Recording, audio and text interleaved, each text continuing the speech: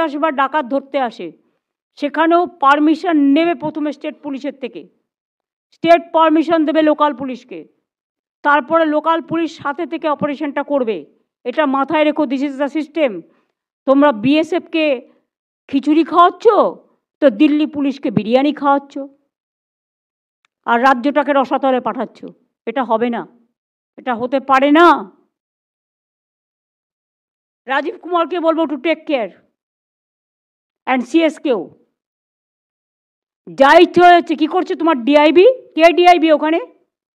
IB কে দেখে? কে দেখে IB? SP নিজে আইবি দেখে? এসপি নিজেই তো চুপচাপ বসে আছে। এরম করলে এসপি হওয়া যায় না।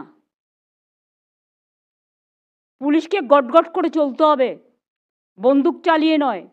কাজ জানতে হবে, লটা জানতে হবে, সাবজেক্টটা জানতে হবে, তবে তাকে এসপি করে পাঠাবে, তার আগে এসপি করে পাঠাবে না।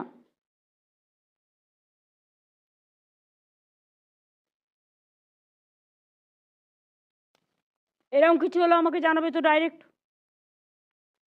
ডিএমকে একটা ইনফরমেশন দেবে, এসপিকে একটা ইনফরমেশন দেবে, দিয়ে আমায় জানাবে।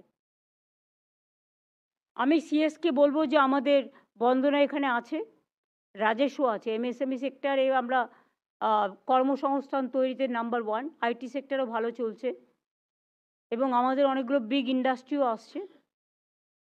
সেগুলো একটা মনিটরিং করে দেখে আমাদের এমএসএমই সেক্টরেই এখন প্রায় 1,30,00,000 লোক কাজ করছে। ট্যুরিজমেও অনেকে কাজ পাচ্ছেন, কিন্তু প্রবলেম হচ্ছে কোন ডিপার্টমেন্ট কাকে দিয়ে কাজ করাচ্ছেন বা নতুন করে কর্মসৃষ্টি করছেন সেটা কিন্তু আমাদের জানাচ্ছেন না, ফলে আমরা জানতে পারছি না। এছাড়াও দেউচা পাঁচমি, তুমি তো যাচ্ছ কালকে, শেল গ্যাসটা প্রসেসে আছে, ঠিক আছে। অশোকনগরের তেলটাও তো আমরা ক্লিয়ার করেছি জায়গা মনে হয়। হ্যাঁ, শুধু একটা কন্ডিশন দিয়েছি, প্রসেসে আছে। রঘুনাথপুরে জঙ্গল সুন্দরী কর্মনগরী, এটা অলরেডি আমাদের ক্লিয়ারেন্স আছে, 72,000 কোটি টাকার প্রকল্প, হাজার হাজার ছেলেমেয়ের, লক্ষাধিক ছেলেমেয়ের কাজ হবে। এটা কোন পর্যায়ে আছে দেখে নিতে হবে বিজিবিএসের আগে। সিলিকন ভ্যালি তো ঠিকই আছে, কোনো অসুবিধে নেই, ওখানে যাতে মানুষের কোনো অসুবিধে না হয়। আমি রাজীব কুমারকে বলেছি ভাঙড়ের বর্ডারে একটা পোস্টে করে দিতে। আর তাজপুরে সমুদ্র বন্দরটা দেখো, যদি না হয়ে থাকে তাহলে দরকার হলে আমাদের গ্লোবাল তাহলে আপনারা ভালো করে কাজ করুন, এটাই আপনাদের কাছে প্রত্যাশা সাধারণ মানুষের। আমাকে ছেড়ে দিন, আমি আর কি, আমি তো একজন সাধারণ মানুষ, আমি সাধারণ মানুষের জন্য কাজ করি। তাই আপনাদের কাছে আমার এই প্রত্যাশা থাকবে যে নতুন বছরে আপনারা সাধারণ মানুষের যে কাজটা পড়ে আছে সেটা তাড়াতাড়ি করে গতি আনবেন, যে গতিতে মানুষ তুষ্ট হবে এবং মানুষ খুশি হবে। দেখুন, জীবনটা খুব শর্ট টাইমের জন্য, আজ আছি কাল নেই।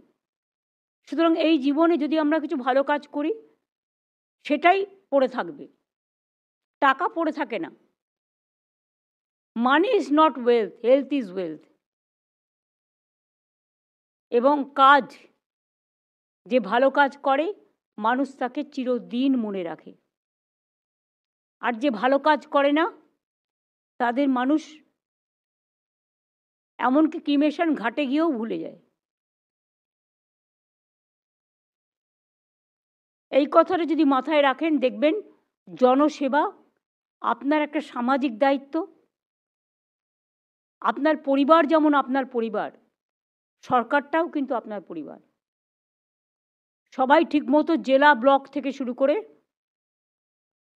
সমস্ত লাইন ডিপার্টমেন্ট থেকে শুরু করে সমস্ত অফিসার্স থেকে শুরু করে কর্মী থেকে শুরু করে আধিকারিক থেকে শুরু করে আমি সবাইকে বলবো কর্মে গতি আনুন আর কর্মে সুমতি আনুন।